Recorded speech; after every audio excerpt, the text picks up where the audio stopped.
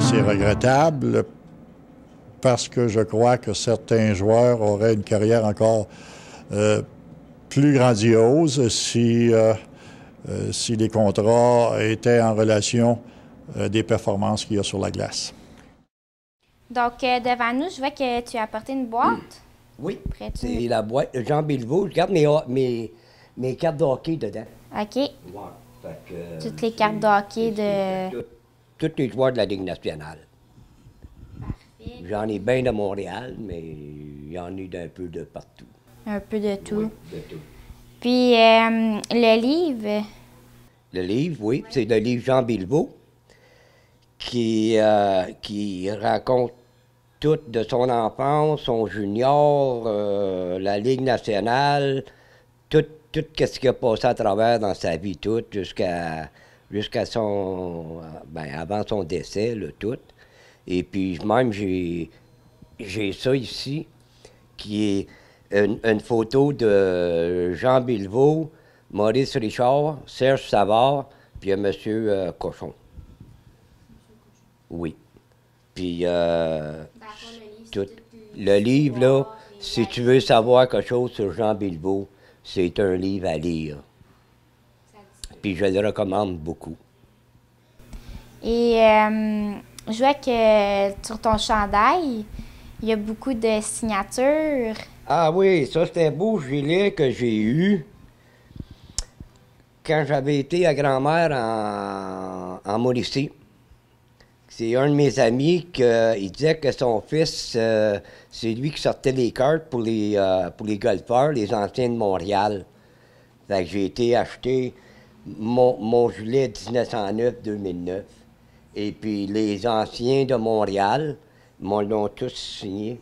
J'en ai Phil Goyette, j'en ai Guy Lafleur, j'ai Frank Mahavlet. Je peux pas tous les nommer.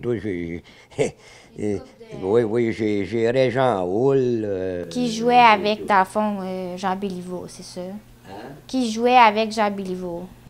Non, après Jean Béliveau. Ben, il y en a peut-être une couple là-dedans, là, comme, je pense que Phil Goyette a joué avec. Je suis pas certain, là, mais je pense. Mais, en tout cas, ouais, c'est pas mal ça. On voit des joueurs comme Eric Lindros, là, qui... Il veut pas jouer à Québec, il veut pas jouer au Canada, puis on dirait qu'il y a comme cette attitude. Est-ce qu'il y avait des joueurs comme ça dans le temps que tu jouais, puis avant dans les années 20, 30, 40? Non, le système était complètement différent. On appartenait à l'équipe qui nous... dans ce temps-là, il n'y avait pas de repêchage. Le Club hockey canadien subventionnait de nombreuses équipes d'un bout à l'autre du Canada. On devenait la propriété d'une équipe professionnelle et cette équipe-là, nous devions donner les meilleures performances parce que le Canadien avait tout un système de club ferme et tous ses joueurs attendaient de prendre notre place. Alors, ça nous incitait à donner la meilleure performance possible car on savait que quelqu'un était là pour prendre notre place. Alors, à ce point de vue-là, je crois que c'était un bon moyen de motivation afin que l'on puisse donner les meilleures performances. Je pense que le cas Lindros, c'est regrettable. C'est une situation qui n'est jamais bon pour un sport. C'est pas bon pour la Ligue, c'est pas bon pour le sport du hockey.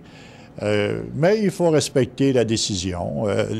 On a blâmé la Ligue dans le cas Lindros, mais moi, je pense que la Ligue a simplement fait respecter le règlement qui était là. Ce n'est pas un règlement qui a été créé pour le cas Lindros. Ça a toujours été là. En fin de compte, il n'a pas joué. Il a perdu beaucoup de revenus. Mais lui et son conseiller et ceux qui l'entouraient étaient sous l'impression qu'il était pour reprendre. Il était tout jeune, il n'avait seulement que 18 ans. Et comme de fait, ça leur a probablement donné raison puisqu'il vient de signer un contrat de longue durée avec Philadelphie.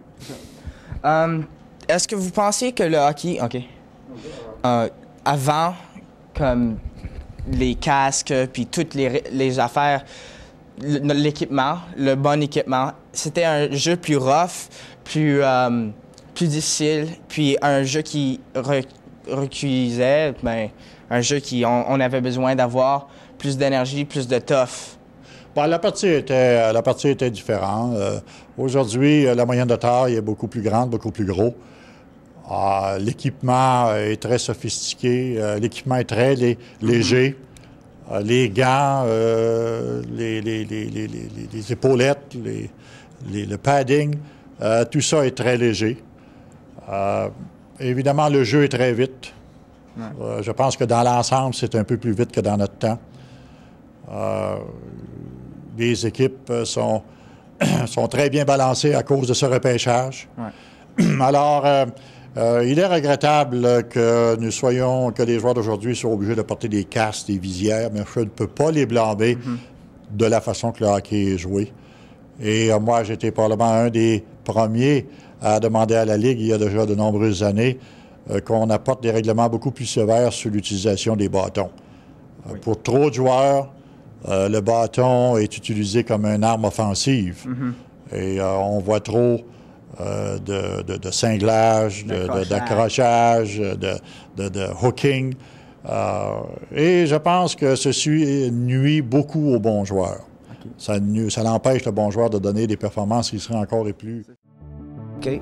J'ai vu la vidéo de 1992. C'était très, très intéressant. Puis le jeune homme, il était très bon. Puis il avait des bonnes questions. Puis maintenant, avant de vous laisser, j'aimerais vous dire que je vais revenir pour parler de l'incendie de 1916, le Parlement du Canada, quand il avait passé au feu. OK? Merci. Bye. Merci. Bye-bye.